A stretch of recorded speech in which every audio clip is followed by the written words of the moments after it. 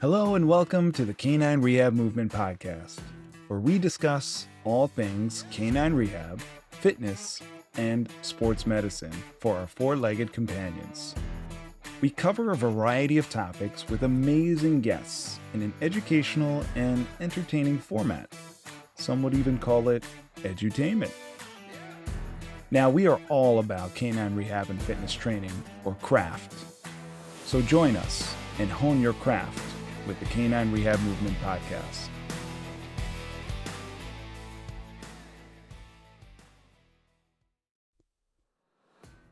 Now, this episode is sponsored by H2O for Fitness, the industry leader for companion animal underwater treadmills. Since 2011, H2O has been offering aquatic therapy with the Oasis product line, enhancing the physical rehabilitation and fitness of small animals worldwide. With innovative design and reliability, Oasis underwater treadmills take hydrotherapy to the next level, ensuring successful outcomes for your pet patients and practice. So go to h2oforfitness.com for more information.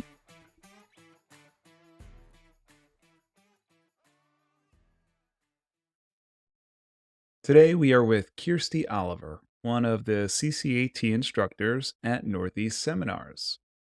Kirsty is an English-trained veterinary nurse with an advanced diploma in surgical nursing. It was her keen interest in this field that brought her to the U.S. in the year 2000 to join a surgical specialty hospital. She received her certification in canine rehab in the year of 2005 and obtained her CVPP through the IVAPM in the year of 2010. With a love deeply rooted in patient care, pain management, and rehab, Kirsty worked towards her vet tech specialty in physical rehabilitation and passed the exam in 2018. Kirsty enjoys all aspects of physical rehab, but holds a keen interest in hydrotherapy and biomechanics. When she is not at work, Kirsty spends time with her husband and two cats, Dennis and Rock. Now, both cats have special needs and require daily rehab. Being British through and through, Kirsty likes tea, Brit TV, and driving her Mini. So, Kirsty, thanks so much for coming on. I'm super excited to interview you about hydrotherapy and how you incorporate it in the CCAT program at Northeast Seminars. If you could tell our listeners the basic of hydrotherapy, maybe even some advancements and applications, things like that. Thanks so much for having me on. I'm absolutely chuffed to pieces to be part of this.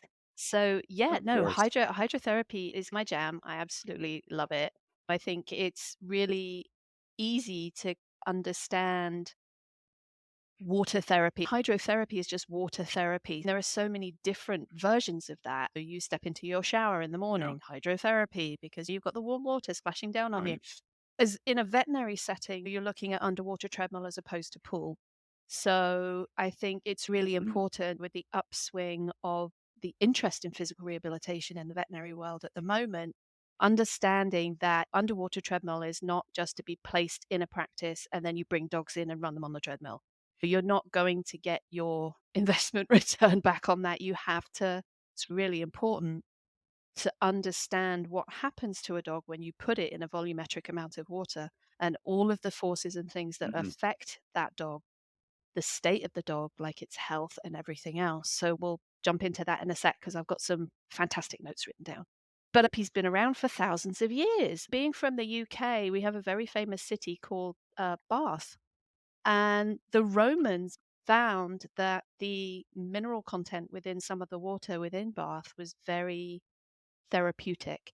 So they built these big Mhm. Roman bathhouses that were heated under the floor. And a few of those actually survive today because they found that immersing themselves in warm water, you've got a volumetric amount of water in a set amount of space. And Roman foot soldiers, you can imagine being in the veterinary field, we're on our feet all day. Can you imagine a Roman soldier like slipping into a bathtub and just being like, "Ooh." Exactly. Not to mention the stench of Roman sandals, but we won't go into that. Mm. But, Oh, yeah, no. water therapy, water has been around since the dawn of time, and animals use it in the wild as well. You've got Arctic monkeys that use these hot springs, these sulfur hot springs. So that's natural heated water. Yes. Smart monkeys covered in snow sitting in a whirlpool. Smart monkey. Seriously. So, water therapy as a whole has been around for a very long time. It's not, I think it's become more of a buzzword within the last sort of 20 years with the addition of physical rehabilitation in the veterinary field. It's, you really need to understand, you're going to put a pool in, you're going to put a treadmill in. We can get into the aspects of those as we go along. But I think whether Oh, you yeah. look at pool or treadmill, you have to understand the properties of water. So, sciencey, nerdy bit coming up. Mhm. So, watch out. So, we've got principles of Yeah. water. It's not just a case of shoving a dog in a treadmill and having somebody just run it on, or taking your dog to a swimming pool and just putting it in a swimming pool. If they've got certain health issues, it's going to affect how they interact with that water.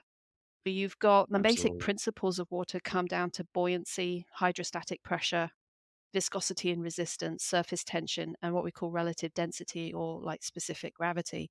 And all of those, Yeah. I wish I'd paid more attention in class when I did physics, because this portion of understanding water is really important, and understanding your patient, because how much they weigh, their coat color, or not their coat color, but their coat length, whether or Mhm. not they're muscular, skinny, fat, or furry, if they've got Yeah. any comorbidities, cardiac disease, heart issues, respiratory issues, brachiocephalic, whether they're tall, long, short, tiny, every single patient that we put, whether cats or dogs or horses, no thank you, but they're as individual as we are.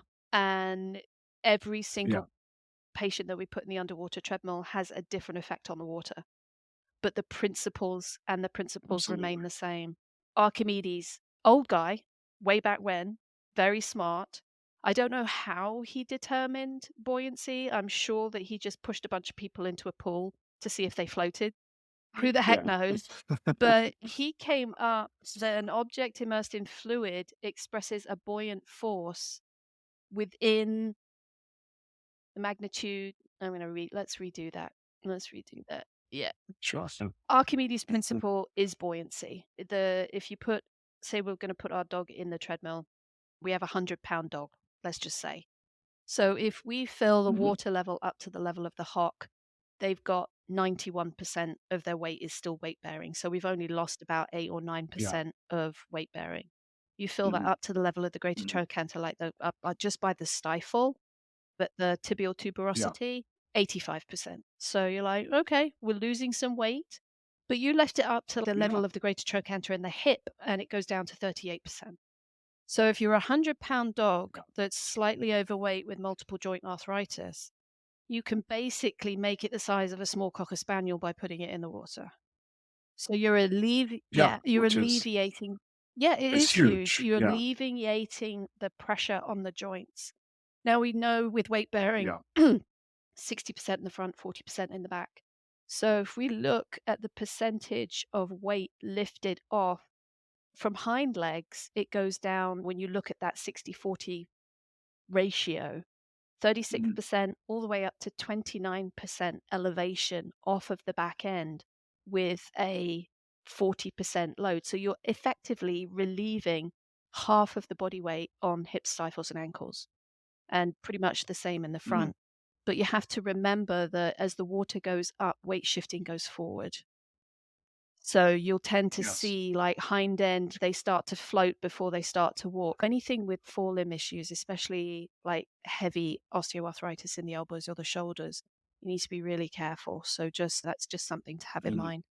Yeah, no, that's a good tidbit. Hydrostatic pressure. So Pascal, another smart guy.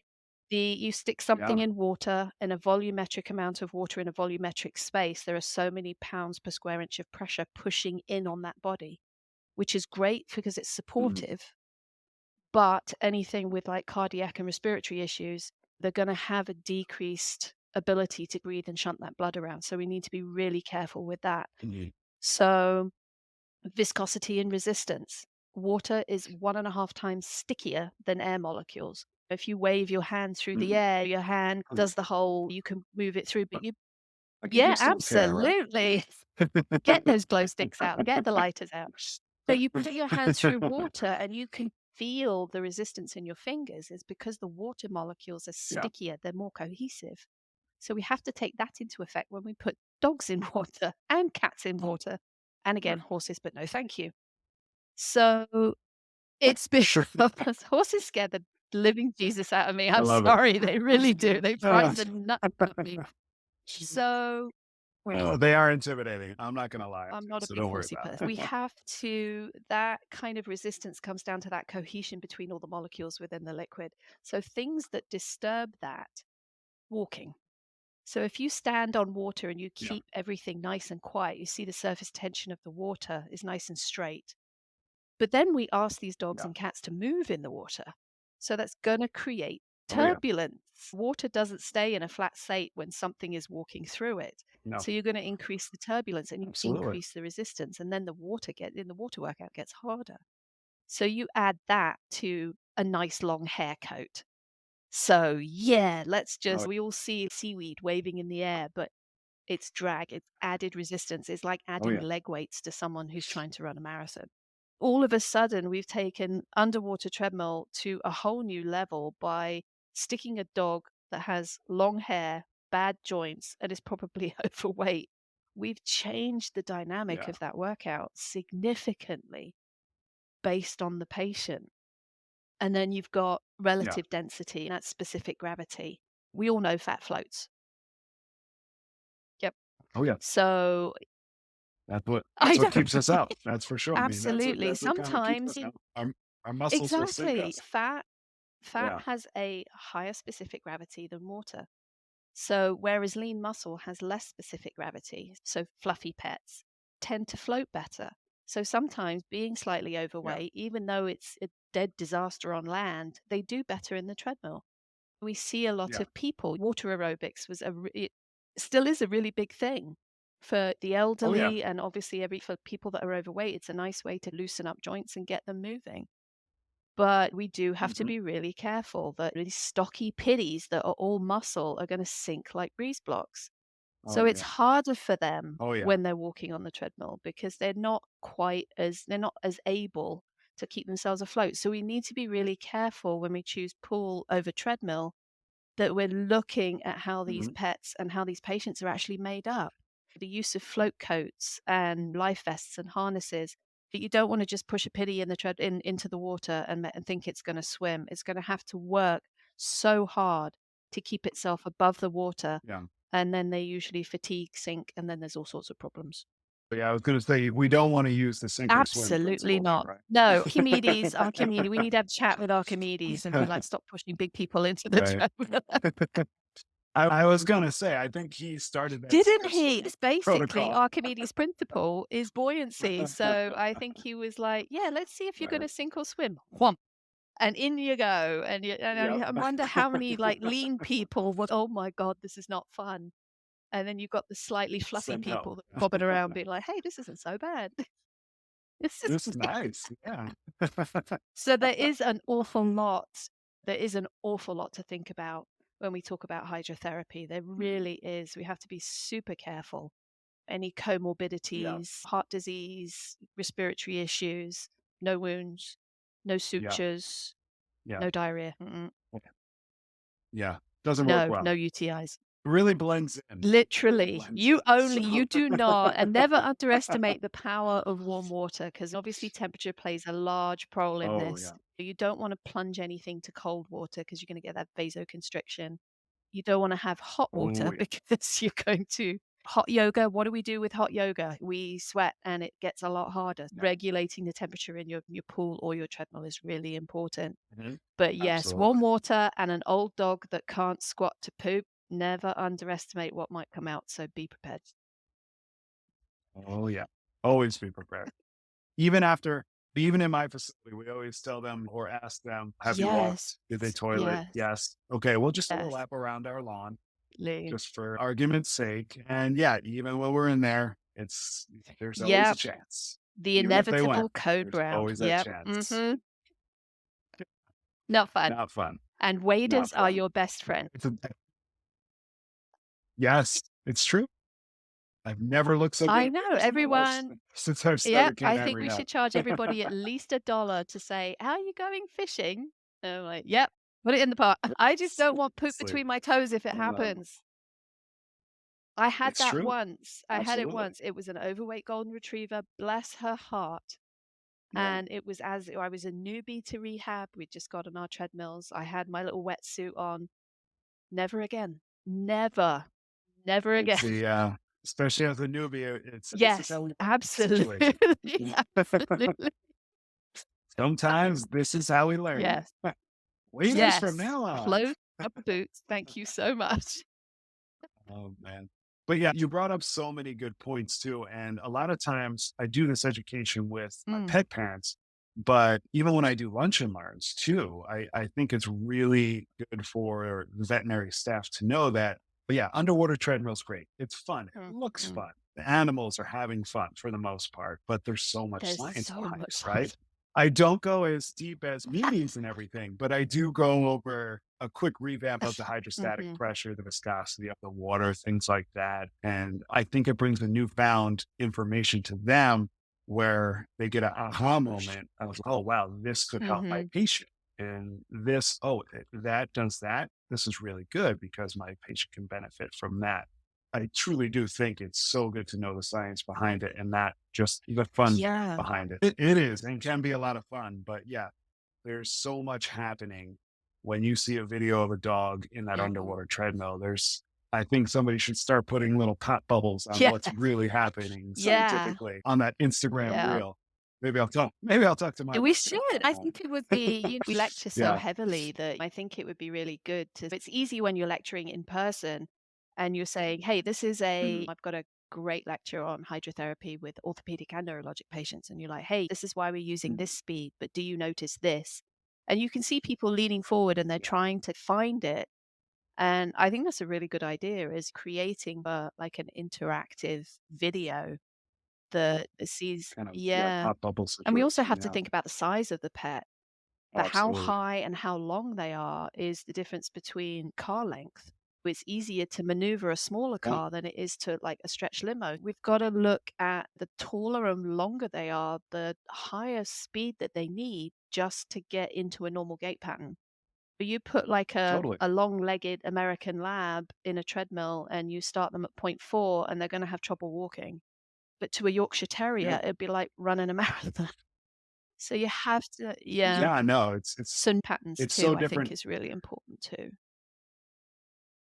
Absolutely. And I do think too, especially, I think you would agree that most of our patients could always use core strength, right? So when they're put in the underwater treadmill too, even if the water is high, especially if the water is high and they still are wobbly because their core strength isn't there, they are now creating their own turbulence, like you said, or waves now, right? So now it's making it even harder for that pet to walk in that water. So you really have to keep in mind of how high, how fast you're going, especially when you start to see those waves, because now you're really going to tire that dog out 50% more than what you were especially if looking they to do. have that pacing gait, like the left side, right side, then you start to see like the side to side slosh is not what you want to see. They start to get a bit of a boogie on and you get that speed up. And towards the end of rehab, I try and trot some of my cases just to see. It's like my test to graduate is, can you trot in the treadmill? Because if you can trot in the treadmill, then I'm done with you.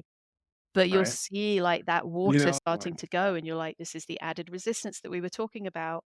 So it's fluid dynamics is so important when we talk about putting things into treadmills and pools. So for sure. Absolutely. And I think that's another good point too, about telling, whether it's the therapist or even the pet parent, reminding them of when you walk into a shallow end of a pool, right? And you're like, hold on, I'll get there. Even trying to move fast through it. It's tough. And that you have that same thing, that same feeling going through an animal that's actually doing it at their shoulder level, right? Yes, their weight bearing is different and they're on all four limbs. They're doing it at almost shoulder to neck level at some points. And that can be very tough, especially at 2 miles per hour or anything like that, or even 1 mile per hour. So speed, size, length of time. Don't work them to exhaustion. But it's okay to do sets. And when we acclimate a lot of our patients, we're only doing 2-minute sets with a minute or two set breather in between. I need to look. Sometimes I'm behind them because we always get in with our firsters. So anybody that's in the treadmill for the first time, I'm always in there. If there's anybody that starts to huff and puff, I'm right there to check pulse rate.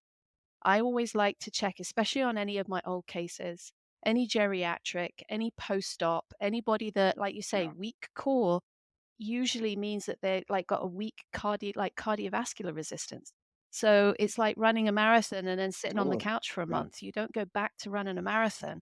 You have to build up that cardiac resistance as well. So cardiac output is also going to be really important. So anybody that I'm worried about, I will take a baseline heart rate, just a femoral pulse. I'll just do a couple of mental counts, make a note, and then midway through, I'm gonna take another count. If it's gone up more than 25 or 50%, then that's it. We're done. And it may only be 4 minutes. Taking everything into account like that is so important, and watching the patient. You've got to watch. I don't want to see people on their phones or nitter-nattering to themselves. Drives me up the wall. I'm like, your focus is nothing except what's in that treadmill right now. So if your eyes aren't on the patient, then and outside all of the parameters you just said, now you also have to think of the psychological part of the patient, right? Some dogs are very gung-ho, or pets in general, because we also see cats. And ironically, we get cats in the me too. I did one last week. It's quite an experience, as did we. Sometimes we need welder's gloves, sometimes we don't. Cats can be interesting. My boss does hip replacements, and she did a micro hip replacement on a snowshoe, which is a long head, like a ragdoll cat. Capital physeal fracture. They have because of their size, their femoral heads are weak. So she put a micro hip in. And it's the only cat that I've seen so far, I'm not saying ever, that walked on the treadmill like a dog and she eats peanut butter. Yep. And I have a video. Teach me your ways. You can be my Padawan. You can be my water Padawan. We have some other apparatuses. We've never had a cat walk like a dog and go for the peanut butter. We see mostly neuro on our side. We don't get a lot of ortho patients when it comes to felines. So we see mostly neuro. FCE is the highest. And a lot of times we actually do wind up having them try to swim a little bit too in our underwater treadmill, which I'm actually going to segue into in a second. But we also have a sling and harness system that and it's a really small little sling that we're actually able to put them in. And it does help us, even with dogs too, it does help us, especially with neuro, facilitate walking them without having to hold them. I think if you're going to do neuro, you've got to have it like some sort of suspensory system. You bring up a great point. You do. And we see it's never the tiny dachshunds that we get. It's always the 120-pound ventral slot that can't get up at all. Doesn't want to get up.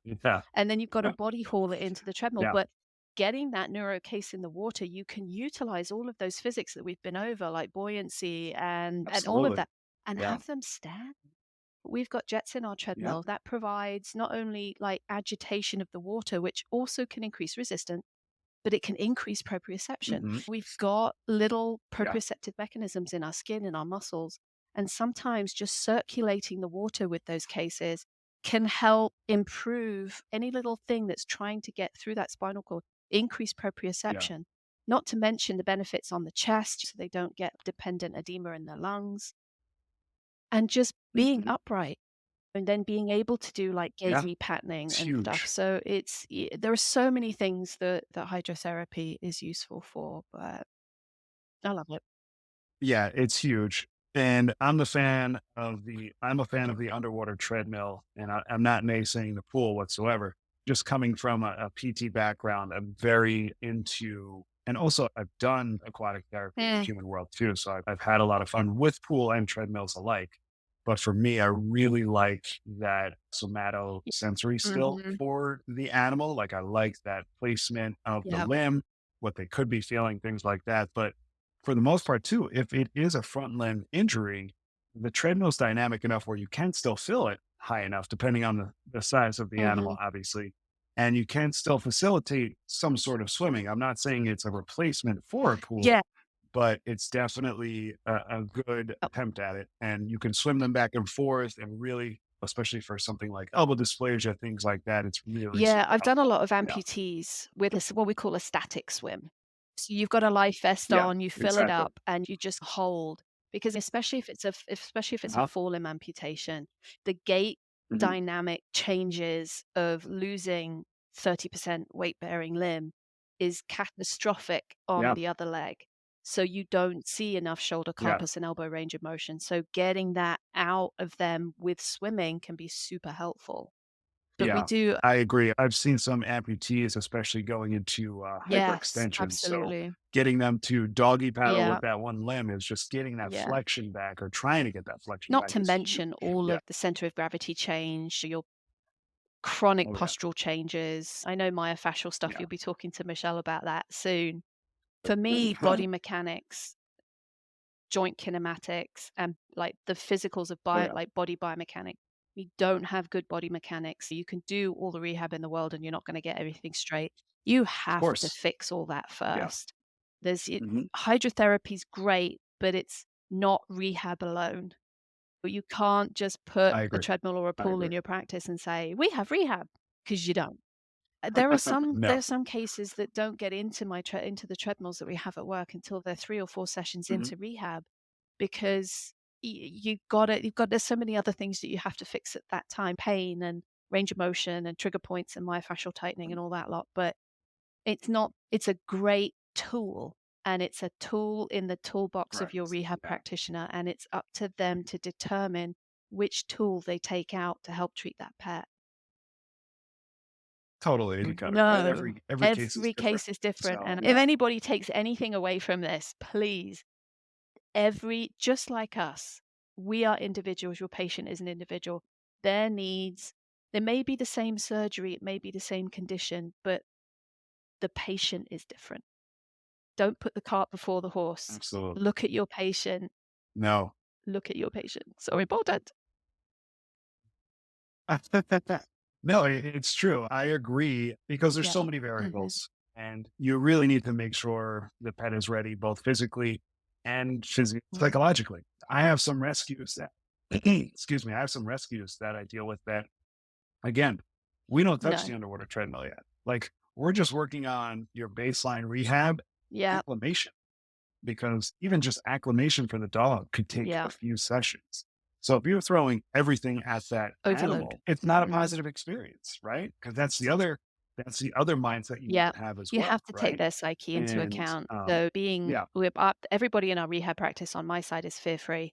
We have and we take that extra time to we had a case that was it was a dog that was found in a crack house or a meth lab in Baltimore, and he was, like, chained to the Oh, door because he was a guard dog, wow. and he didn't trust anybody. He was found, he was rescued because when they moved out, they just left him, and a wonderful couple took him, and he didn't trust anybody. And it was like 6 sessions into his rehab and just getting his hips were atrocious, his both of his cruciates had been chronically torn. Right. Getting him acclimated to the treadmill, I'd have the owner just call me on a lunchtime, and he'd say, "I'm bringing Dougal in." And he'd come in, we'd put a little, like, thing of peanut butter on the door, and he'd come in, he'd walk up the ramp, Yeah. lick the peanut butter off the door, and then leave. And we Okay. gradually That's a and start. just getting him in, and we managed to get him in, and then we'd close the door, and then we'd get him out, and then we'd put water in it. And before we knew Yeah. it, we had him in the treadmill, walking in the treadmill and going back to living his best life. So you have to take the time to know what those pets' triggers are and how are Absolutely. you gonna incorporate not scaring the living doodah out of them by introducing them to because Yeah. we do is noisy, it's hands-on, water filling, place of the treadmill, Yeah. keeping your tanks That behind would, a door or something so it doesn't make a good, pre-filling your yeah. treadmill before your scaredy cat case gets in, so they don't get that whoosh, Exactly. and we Yeah. have to remember that all those sounds are amplified when you're in the treadmill. Yeah, Barking. and also when it's something Yep. new and you're not sure of things, your Yep. senses are heightened. Yep. So, yeah, it's all amplified, and yeah, those are some of the scenarios I had to do as well, just walking in and out of the Mhm. treadmill. even actually filling the treadmill while the dog was outside of the treadmill, getting Noise. used to the Yeah. noises in general, right? Yeah, that was really good starts. And then, yeah, like you said, eventually the dog will start walking, and then all of a sudden now it has Yeah. a toy in its mouth. Yeah. Now it's running towards the Yeah. treadmill, right? Oh my God, this is fun. And it's a really cool sight of the Yeah. evolution of that Yeah. acclimation for sure. But yeah, that actually helps to segue into kind of the next topic of let's talk about techniques and their applications. Obviously, there's a whole lot out there depending on the conditions, things like that. And I brought up a technique of obviously either walking in the treadmill or using it as like a mini pool. But yeah, for our listeners out there, if you can get into a little bit more in depth. Yeah. It's again, you go back to making sure that you're personalizing your treatments. That is number one key is not every TPLO is going to be every TPLO and not every IVDD is going to be IVDD. Correct. I had a case that it was a dog that had a brain tumor and it was relatively slow going. So owner had noticed that he was having some movement dysfunction. So we decided that we would start to incorporate some basic proprioceptive techniques just to remind him where his feet are in relation to space. And he was very weak. So we did all of his land exercises in the treadmill. We utilized the buoyancy coefficient in the treadmill to be able to support him. We did pause up. We managed to do pause up I got a litter box. You fill the litter box and dump it. And then we got some leg weights and weighed it down with the leg weights so that he could step up and step down and step up and step down. We can do weight shifting. You can do, if you want to get really tricky, walking backwards is a very good hind limb exercise. But you can, if you've got a treadmill that can be reversed, then you can have them walking backwards in the treadmill nice and slowly. It's more of an advanced technique. I would It's agree. not the easiest. I've tried it. That's why. I've got a doozy. I had an Italian Spinone that used to do it, and he's so cool. He's just like this. I'll walk it backwards, but Yeah, I would say the approach is interesting because sometimes it's hard enough to get them yeah. to walk forward. So when you're going backwards, the whole Yeah, you can get a little bit creative depending on the size of the pet. You can do like sidestepping. You could turn the animal sideways and you can have them do sidestepping as well. There's lots of different techniques you can use. You can add water wings to make the limb more buoyant. So they have to walk harder, push the leg to the floor, building muscle. So there's lots of things that you can do within the treadmill that will depending on what you're looking for, your goal and your patient. So you can get quite creative. Pool noodles are the best things. Can I just say?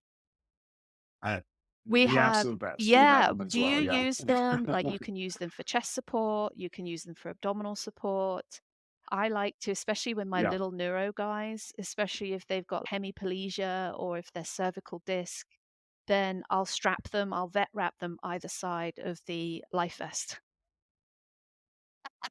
Yeah, we have, I'm going to describe this the best way I can, but we have mini pool noodles and a little kind of a chain or rope that goes in them. And we also attach that to our harness system as well sometimes. And that's a really good way to help the animal as well, besides our regular pool noodles. But yes, it can go under the hips or under the chest or things like that, which is really cool. A lot of the stuff with, like you said, being creative, I think about the human world and what we do in aquatic therapy, and a lot of dumbbells are made out of the styrofoam as well and stuff like that. But yes, there's like styrofoam wraps you could put on limbs as well, which is really fun because yes, like you said, it causes a whole different dynamic for the dog with either resistance and trying to place down more. So I think not many people know about that with hydrotherapy, that you can do so much and be so creative. You have to know what you're doing and be careful. Correct. Yeah. Safety first. Always. Yeah. Safety. And it's so funny. I tell my therapist at my facility, if you're going to give a patient something, you have to try it first. Absolutely. But you've got to know what the patient's feeling. I've been shockwave, lasered, e-stim, tensed. I know what it's like to be in the treadmill. And all at the same yeah, time. I do. You have your students come along. I think that's, Sensory but that's the overload. great thing about the labs with the CCAT program as well, is you get to try all these things. But yes, we have all these Yeah. wonderful patients that come through with our hands-on labs with the CCAT program. But the Mm-hmm. first thing that we do with any of them is we treat each other. Yeah. So you have to know how it feels so that what not to do, what to look for. We can say, ouch, that hurts. Get off. Don't do that. Oh, no. But sometimes the subtlety in our patients, like looking for that side eye, looking for like changes in ear position, especially in the treadmill, as they start to fatigue, everyone thinks they start panting first, and they don't.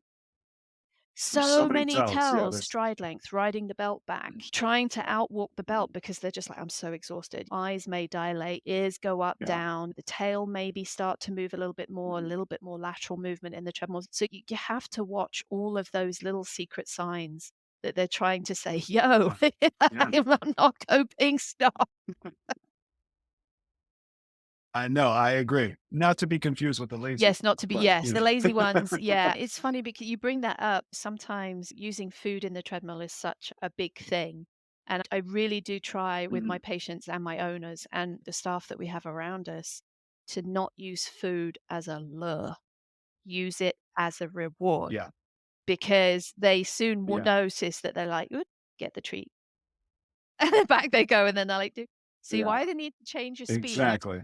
which then tends to send them back to the treadmill. Be like, come on, come and get the treat. Do some walking. That's great. That's great. Here's your treat. Yeah. Because they're very smart. Patients are very smart, and they'll do the bare minimum just to get what they need. Of course. But yes, and don't confuse laziness for exhaustion and vice versa. It's true. It's true. Oh man. Kirsty, let's talk about like how you would integrate hydrotherapy into a comprehensive rehab plan and how Exactly. So many people come into the practice because the way our practice is set up is we call it's the fishbowl window. We have a big glass window, and people who come in to see surgery see the dogs in the treadmill. It's half frosted so that the dogs can't see each other, because there's nothing worse than having a alligator like trotting in the treadmill and then all of a sudden it's so we do have everything's frosted so the dogs can't see each other. It's great for us because people can see what we're doing, they can see, and then they question, they say, hey, can my pet do that? But it's Yeah. yeah, Little window exactly. shopping. But don't be thinking that your patient will be doing that. There are lots of cases that we can't put in the treadmill. There's a lot of things like if they have a lot of seizures and stress, not good idea.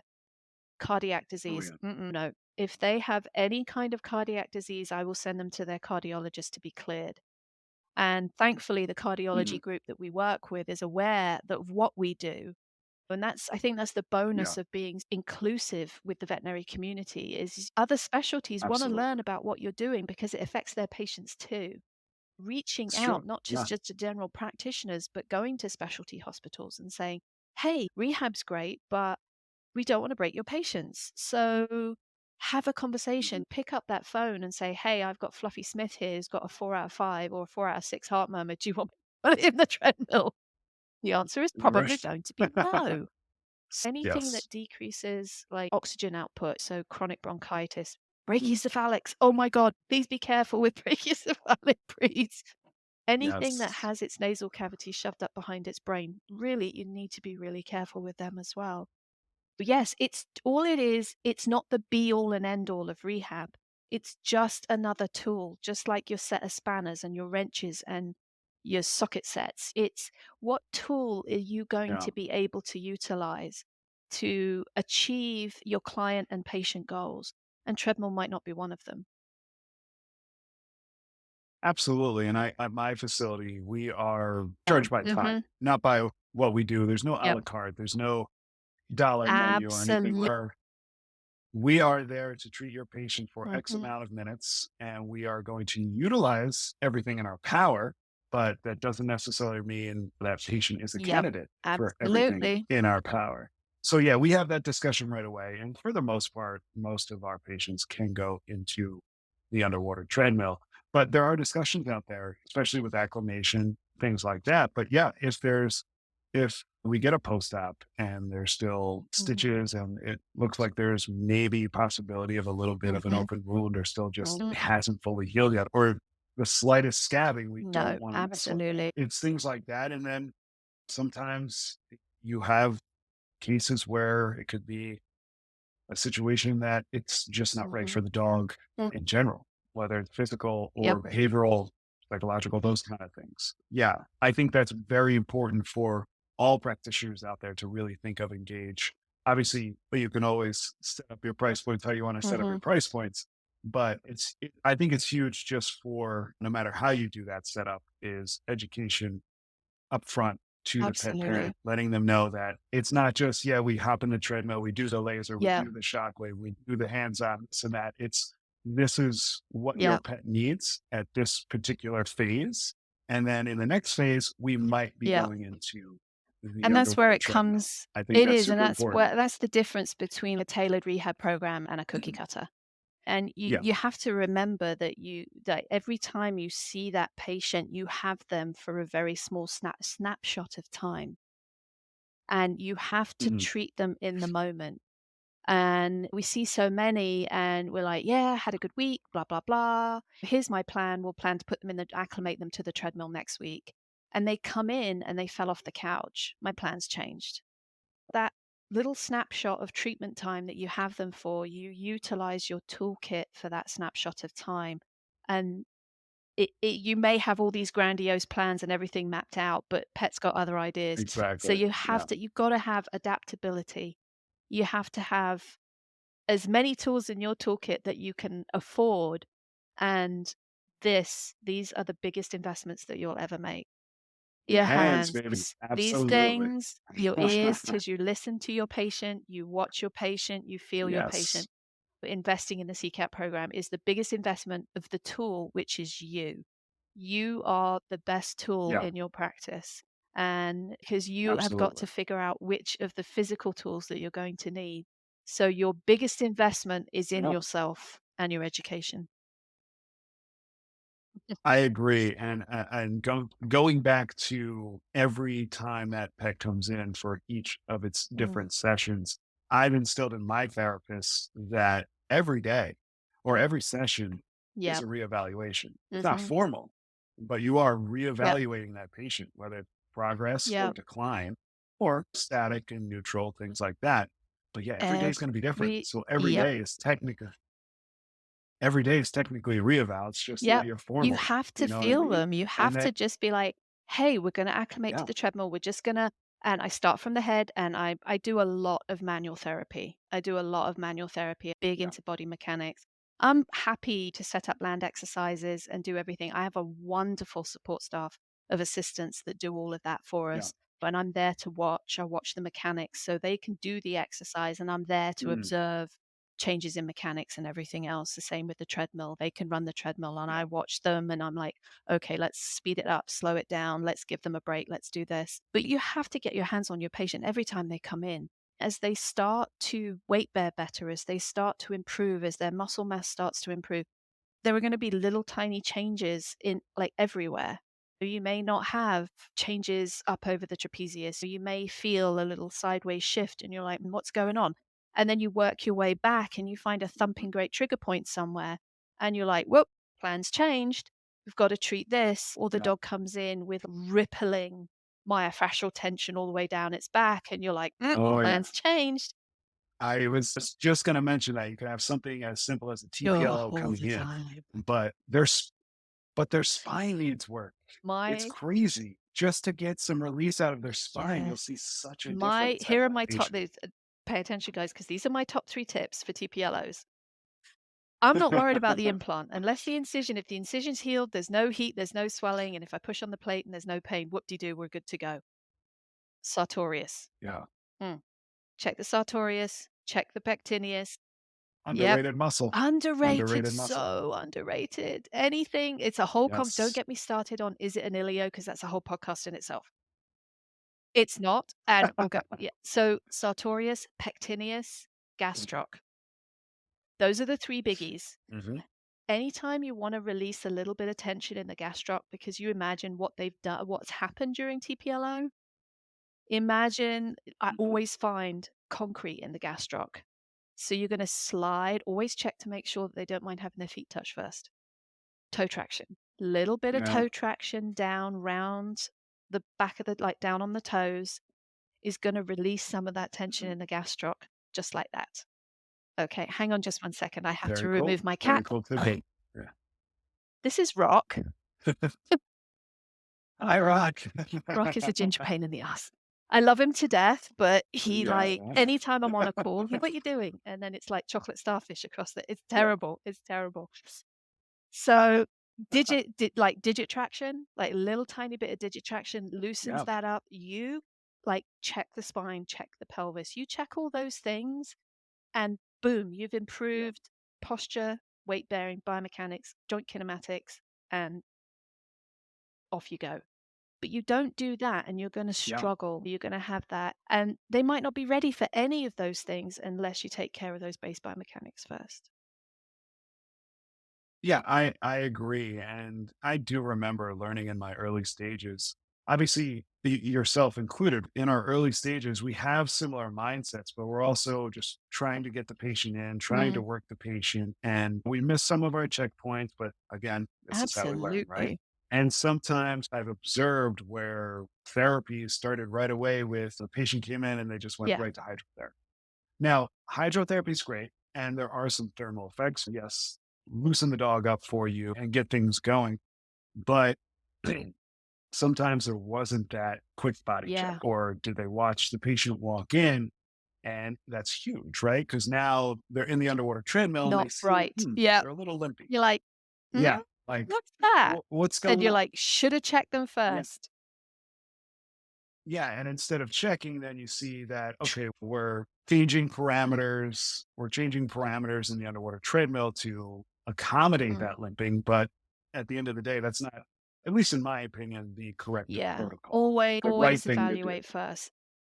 Just because they're in the underwater treadmill now, let's just change parameters a little bit to accommodate the limp instead of seeing what you probably could have done with your hands first and negated that limp. No, altogether. absolutely. And I think we see it more, especially with new students, way back in the way back when I started rehab. I'm not even going to mention how long ago that was. You're so hyper vigilant. And you're like, oh God, is that right? Is that right? And when I learned, there really wasn't the the overthinking and then doing things so incrementally slowly that you really weren't hoping the pet in the first place. But being and it's, I think rehab, even just with hydrotherapy as a whole, I think rehab in general is a lifelong learning experience. From the time that I graduated to now, the amount that I have learned, I'm eternally grateful for everybody who's taken the time to teach me, tell me a tidbit, show me something. But I think we need to have that as a community. And I think that's what our CCAT program is so helpful about, is you've got access to us as instructors. You've got the forum. You're like, hey, I've got an idea. Hey, I've got this case. And we're there. We may not be on the end of the phone, but we're there. We're accessible. So we're there for our graduates. If they say, hey, I've got this case, I've got this video, can I just get your eyes on this video? And we're like, yeah, you might want to tweak this, tweak that. Have you tried this? So it's not a case of, oh, you've graduated.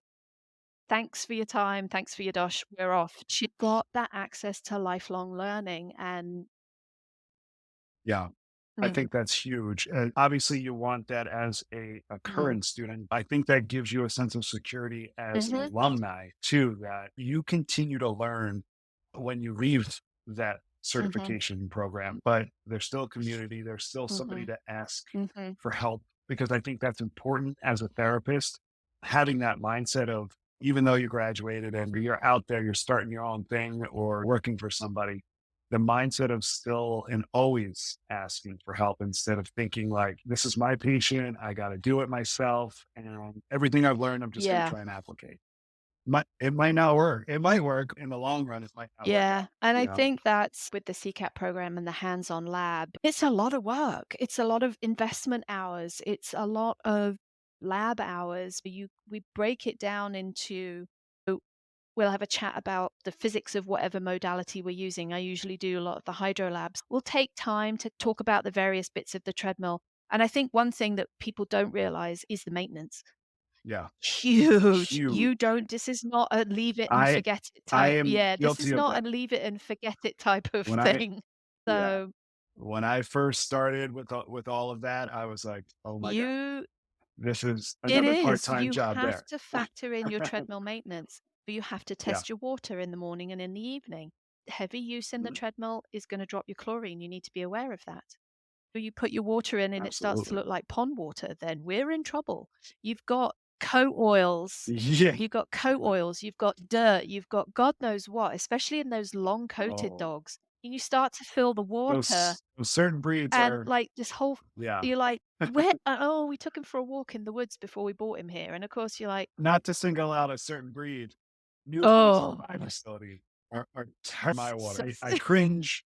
I cringe. I let it yeah, I cringe, I let it happen. Okay, okay. but Well, you this have is to have okay. a We'll protocol in fix it. place. We'll fix it. We have something called a gravity drain. So if we get something that comes in the water, you always, and it's also the aesthetic.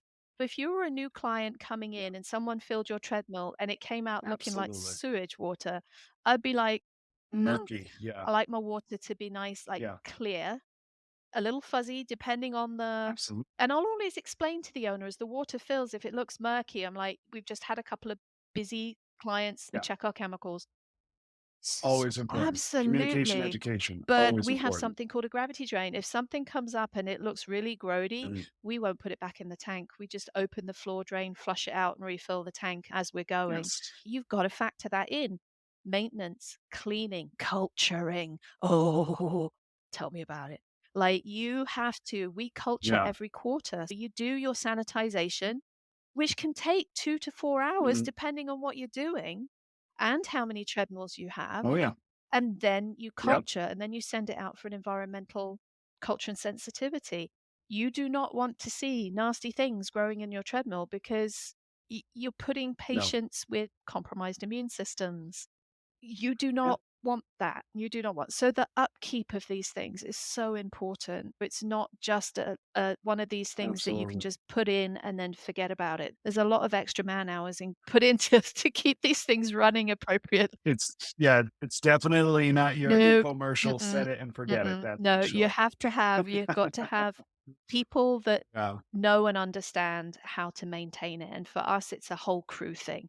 We don't just have one person that's Yeah. responsible for keeping the treadmill because if they go out sick or if they go on vacation, everyone's like scratching their head going, Yeah. who did this? We have spreadsheets up the wazoo for our susceptibilities, our chemicals, our temperatures, and everything else. And it's Oh, all on yeah. a big Excel spreadsheet that we keep online. It's really important to make sure your equipment is as effective as you are. And if you are efficient, your equipment will be efficient too.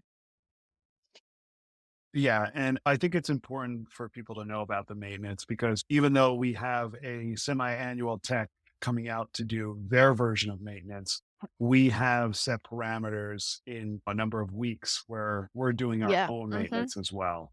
Not just the water, but just the Mhm. overall actual maintenance of looking at your treadmill, running it, listening for certain Mhm. things, those kind of things, because you don't want to leave it to just every 6 months, right? Before it back to do some sort of maintenance first. I'm not talking water here. Believe me, I'm not talking water here. Water should never wait 6 months. But I'm talking about the overall mechanics of Mhm. the treadmill itself. Even though it's brand new, there's something could be in there. Food, anything. Listen, Treat even it look like a Ferrari. around. Yeah. Because I almost as know. much. I mean, It's a it's maybe huge half investment and yeah. You put a yeah, car in. you do, and Let's it be requires honest. it has engines, it has moving parts, it has things that Yeah, require regular maintenance, just like your car needs to go in for maintenance. And it should that absolutely, no different, and it's really important because it really absolutely. does affect you do not want to be that person that has to call the last 2 weeks worth of appointments because you cultured Mm, something very ugly in mhm. your treadmill. Yeah. I agree. Mm, I agree. fun. That is if anybody learns anything, this It'll be segment did right learn the there hard for way, sure. learn the hard way, and Yeah. you do not Unfortunately, some people mm, have to, but hopefully if they listen to prevention this, is they better won't than have cure. to. It's so It correct. goes with poop So too. correct. Um, Prevention is Oh my God. That was the other thing when you brought up your gravity drain. That's the other thing that's super important too. You need that gravity drain for that. Don't let it go back into the tank. I know you, even if it happens in the morning, don't try to skim it and say, okay, good enough. No. I've had that once, that a therapist that I worked with at another facility, I was away and something pooped in the treadmill and she pushed drain and then proceeded to use the second treadmill for the rest of the day. So I came back and I was like, there was a sign on the door that said, "Oops, poop." And I was like, what? And yeah, we had to clean like everything. We lost an entire day of work because I had to drop, clean, and I had to get in the holding tank and scrub it out. Getting in that and getting out of that is not fun. I know. I unfortunately or fortunately am too big to get inside, but I do have staff. I do have staff. Small enough to get in the hole. Yeah. Perfect size. Nobody wants to go in the hole, so prevention is better than cure. And just make sure, depending on how your holding tank is set up, even on the inside, just make sure somebody's around so that maybe you don't get stuck in there. Yes, they'll be like, "Has anybody seen Kirsty?" And then there's like this like knocking. Yeah. Where's that knocking? Know your exits. Have a buddy system. Yes.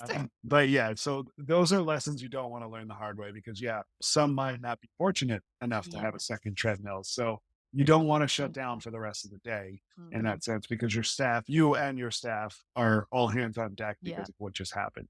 The code brown. Absolutely. Absolutely. But so Kirsty, what would you say you're seeing as maybe like future trends in education in hydrotherapy? What are some new stuff that you might be seeing that's coming out there? Wow, good question. I think education as we're always evolving. I think it should be always evolving. I think the base model of any treadmill is, I think they've got everything worked out. It'd be interesting to see with the advent of more kind of, I don't know if you're in the AI camp or in the non-AI camp. And I think some of it is like super cool, that how exciting it would be to implement some of that in our veterinary rehab kind of thing, but how frightening that can be and how lazy that might make us. I feel like it's a knife edge as to which way that might go, that I still think any AI is going to not be as good as what you've got attached to your body. But education, just education. We all see different cases. You see a fun case, you see something, you've done something cool that you've never done before. Let somebody know, because that might be the one link that they need to make that case that they have a little bit better. So I think sharing, educating, don't be a rehab miser. Don't hold on to everything. Be like, you can't have that. It's mine. Hiss and go away. Be part. It's funny. My boss back at Red Bank, Tony DiCarlo, he always used to say, "Don't come to me with a problem. Come to me with a solution." And I always thought, I was like, duh, if I had a solution, I wouldn't have a problem. But it's surprising how true that is. Don't whine about the problem. Be part of the solution of how do we bring these things forward. I think it's a great mindset. And I do think as a business owner, my mindset has changed tremendously. But as an employee, I feel like you don't always get those leaders, as whether it's a manager, director, or even an owner, that try to basically empower you to, yes, there's a problem. And okay, I'm here to help you, but what is the solution? So what solution did you come up with? And I think the mindset is lost that as an employee, and I used to be there, just like you said, we have a problem. This is your facility. This is your equipment. So we expect them to have the solution, the leader or the boss or the director manager.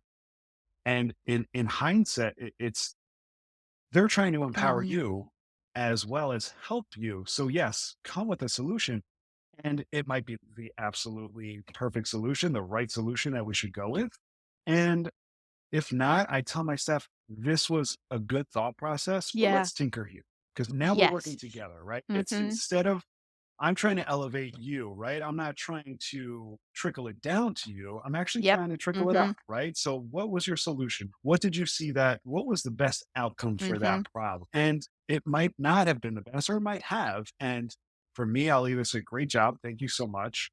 Or I'll say, about half of that is pretty helpful. But if we go this route, I think we can Yeah. fully get that outcome that you're looking for, I'm looking for, I things think like it I think also that's super opens huge. up dialogue. If you have somebody that's walking Yeah. around going, "Da, da, da, da, I have a problem, I have a problem," people step away from that because they don't want Yeah. that. But if you say, "Hey, let's have a sit down, let's brainstorm," and then all of a sudden someone says, "Oh, have we Yeah. tried this?" And you're like, "Holy crap, there it is."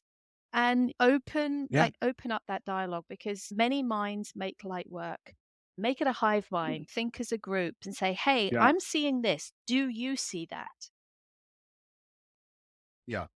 No, I agree. I think there's more Yeah. enlightenment in that than just I'm the lesser, Yeah. you're the higher, and you give me the answer and I'll just execute. I don't think that's Yeah. very drone, and I don't like it in a work environment for sure. But yeah, so that I totally agree with your AI comment before too, because I think it's great that there's AI out there that can help with diagnostics because it can also keep us on the right path or lead us to a different Mhm. path. But yeah, it's tricky, man, because then w- where is the Mhm. practitioner in the sense? Is it the AI and now we're just the peons? Skynet is In that sense, I know exactly. It's true though. And then as soon as the robots come around, then the AI is just going to tell the robot. But with those advancements, and with any advancements in tech, there's always these super pluses. But yeah, beware of those Mhm. super minuses. But yeah, those advancements in equipment in general too, which would be really fun to see in underwater treadmills. Just the AI reading, like I said, that okay, this dog's been doing great, but now all of a sudden it has a Mm. slight limp. And maybe there's something in the water that the AI can feel that there's, and it'll just do a little pop up. Hey, check your Yeah. patient. Mhm. Something like that would be really cool. Now, again, we should be having our eyes Mhm. on the patient, theory versus Yeah. practice, Yeah, even though it's absolutely. Everything every new parallel. tech always has bugs, and I think there are super smart people that work it's their Yeah. responsibility to work all the bugs out. But you Yeah. still have your baseline principles. You still have your treadmill, you still Yeah. have your patient. So I think the biggest I think if the biggest advancement to anybody is always education. It doesn't matter if Yeah. it's like an online class that was given 10 years ago. It's something that you as a person haven't Yeah. seen. So that's information and education that you have now got access to. All of the tech and all of this stuff and all of the whiz bangs are great, but education is ever evolving and is should always be forefront. Absolutely. And I do think a good point or a good segue from there too is that I'm a product of being in sports and being on teams and things like that. But don't forget your Mhm. fundamentals. Mhm. Revamp them. Don't ever think you always know. Mhm. Because, like you said, there's a video from 10 years ago that could be going over just Yeah. foundational stuff and Basic. fundamentals. And you might be like, oh, yeah, you know what? That's totally Yeah. slipped my mind. And it was something Yeah. fundamental, Yeah. baseline. And I think it's truly you recycle. Yes. Make sure you, It's you so know, easy to think about like advancement and how I can make this stronger and better and what can I do to this? It's a challenge. It's a challenge. And you're like, we forget that you walk before you run. yeah, And if you ain't walking, you yeah, ain't running. absolutely. So you don't This is true. forget your baseline principles, your base. This Yeah. is true. So how do we fit that into a rehab setting? How do we the run Yeah. before you walk? You have to be able to stand before you can walk.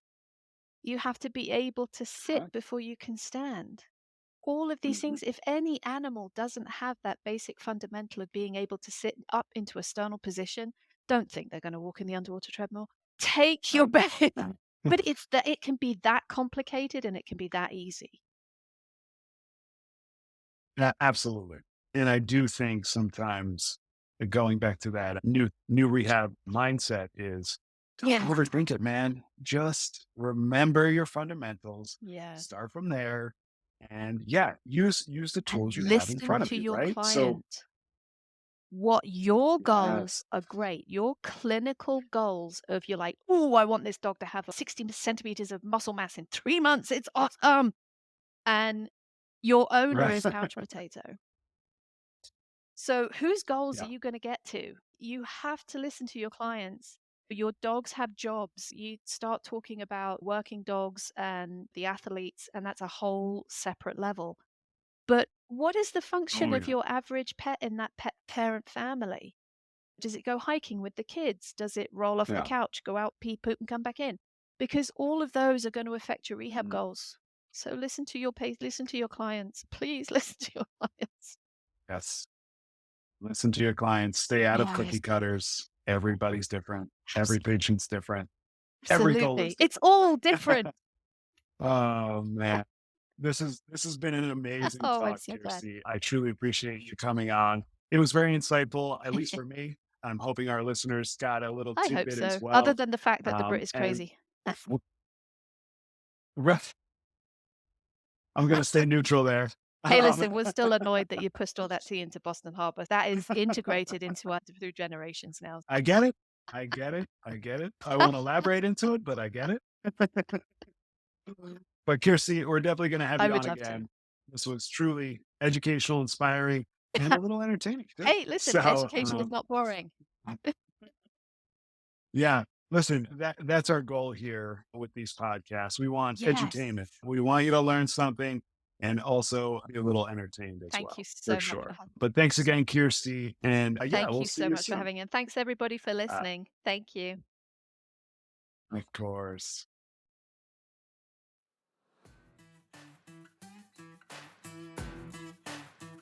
You've been listening to the Canine Rehab Movement Podcast. Thank you for tuning in. And for more information about our programs, please visit ncsuvetce.com. That's ncsuvetce.com. And for those of you who've made it to the end of the podcast, use the discount code NCSU100 and save $100 off of any course, $4.99 or more. Until next time, guys, this is the Canine Rehab Movement Podcast.